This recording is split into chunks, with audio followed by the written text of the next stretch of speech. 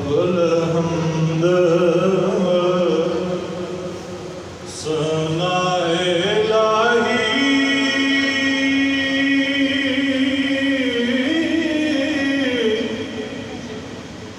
ਤੇ ਜੋ ਮਾਲਕ ਹਰ ਹਰ ਦਾ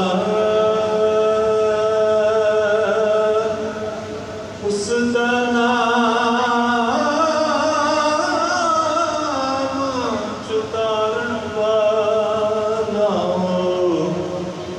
ਕਿਸੇ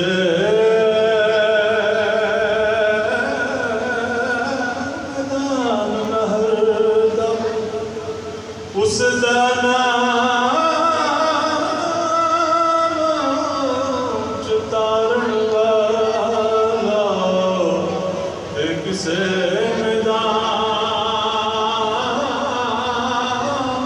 ਨਹਰ। ਉਰਮੀਆਂ ਸਾਹਿਬ ਫਰਮਾਉਂਦੇ ਨੇ